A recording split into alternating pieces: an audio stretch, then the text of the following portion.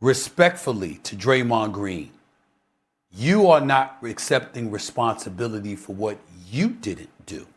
Now, Kenny, it's rare that I would tell anybody that I'll say it's rare in the day that I'm going to think somebody knows more basketball than me. I will happily defer on national television to my big bro. Everybody know you know more basketball than me, damn it. I know I don't know as much as you, okay? But damn it, I've been covering the game for a long time. And I think one of the most magnificent moments we've seen was when Draymond Green got suspended for that game 5, came back that game 6 and 7 that Cleveland won the title after trailing 3-1. And Draymond had that explosion in game 7 where he hit all them damn threes and he was balling.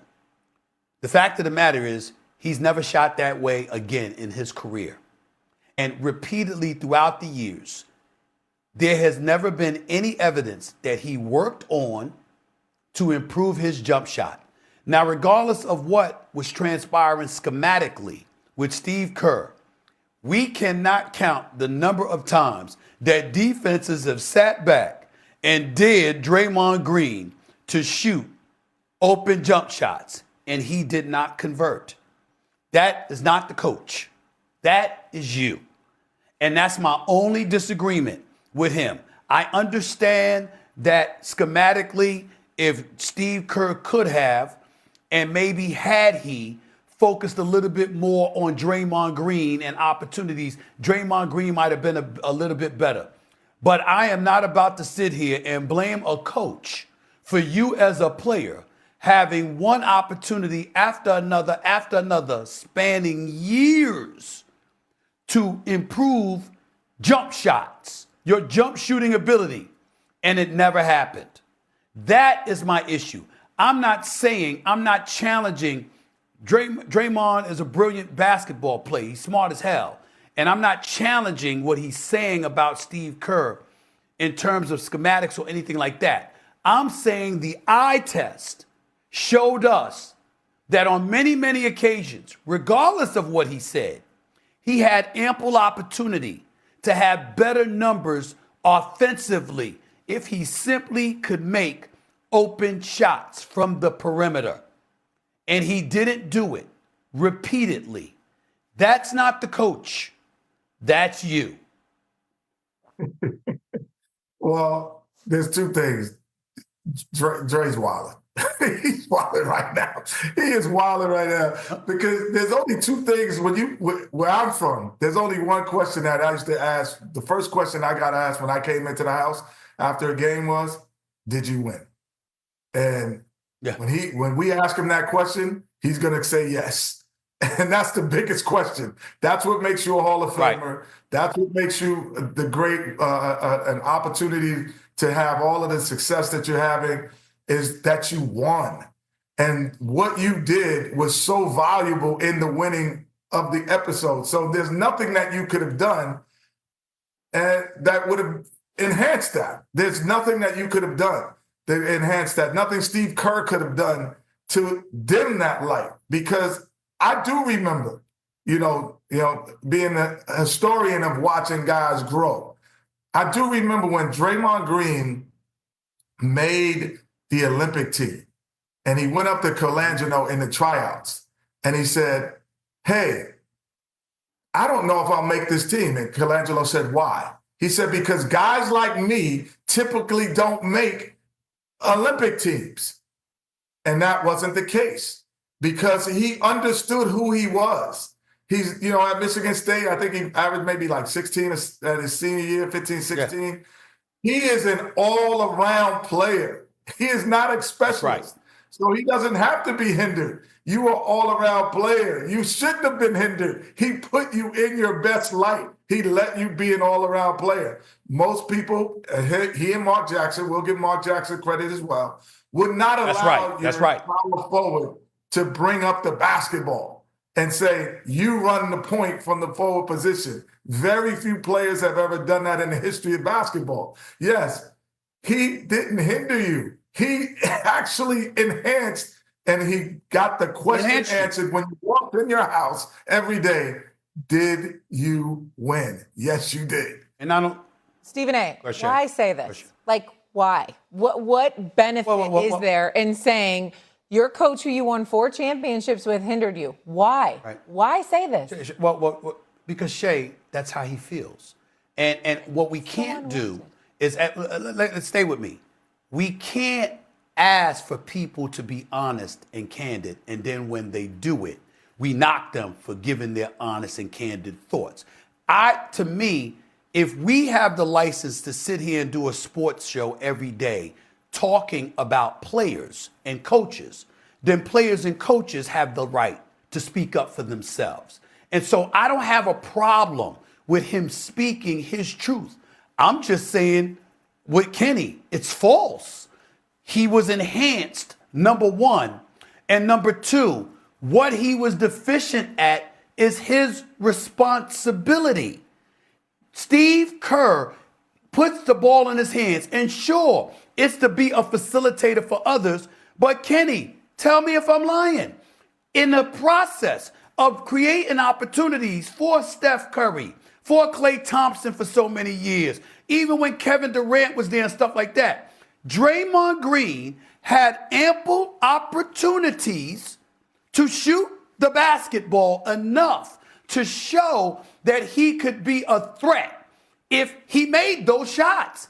He didn't.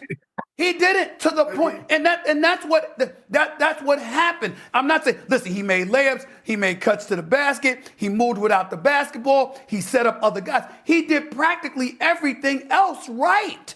So he's a wonderful player. But when it came to shooting the basketball, Kenny, I'm here to tell you right now, let's fantasize. I'll ask you this, Kenny, because I said it on national TV on many occasions. Nobody better to answer it than Kenny the Jet Smith.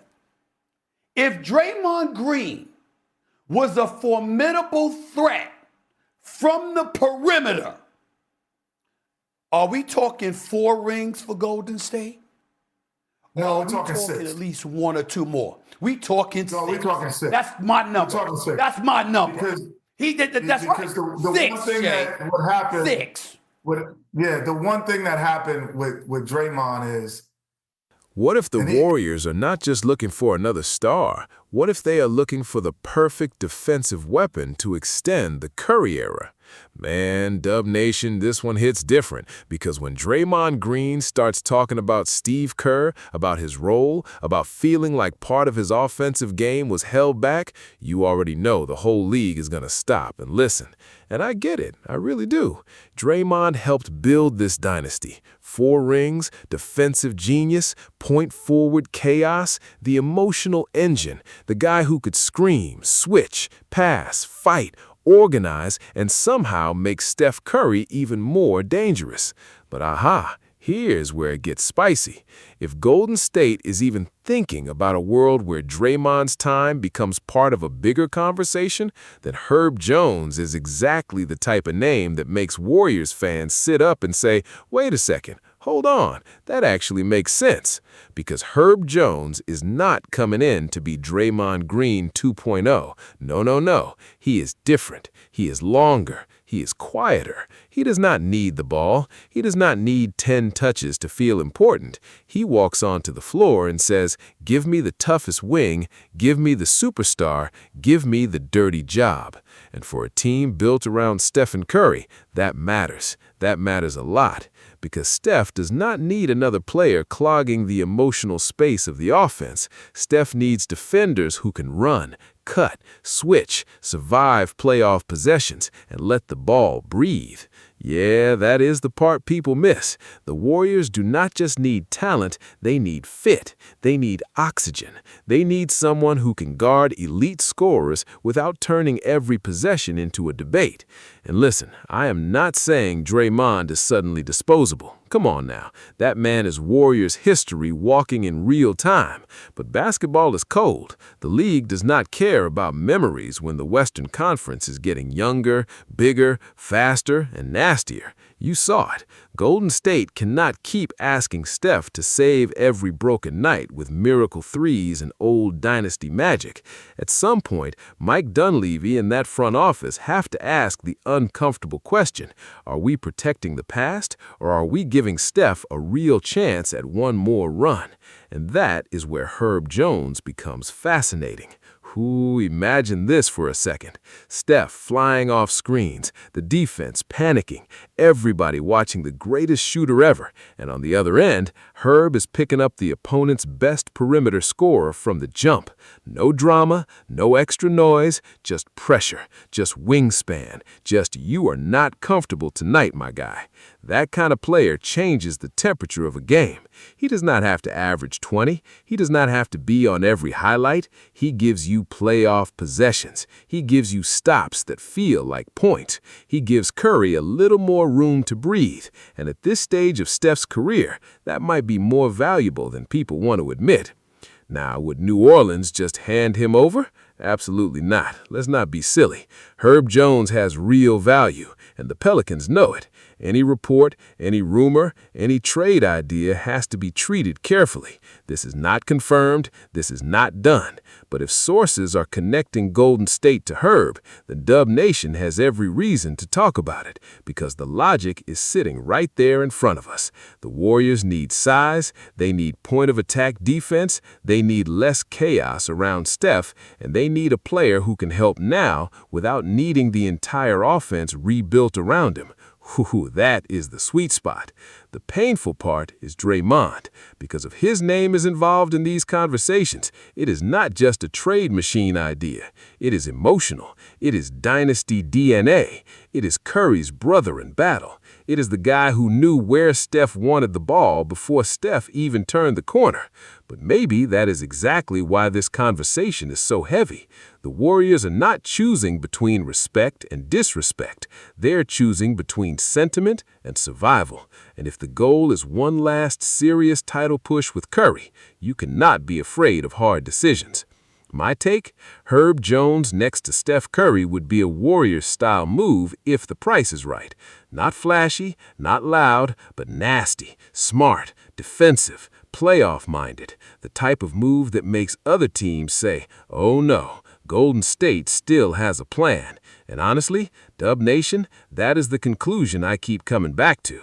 If this is real, if the front office can find a path, Herb Jones could be the kind of different, perfect partner Steph needs now. Not another Draymond, not a replacement for the memories, a new weapon for the next fight. So, tell me right now in the comments, would you trade Draymond Green if Herb Jones was the defensive piece coming back, or is Draymond still untouchable in your heart? Drop your take, hit the like button, and subscribe, because this Warriors offseason might get loud fast.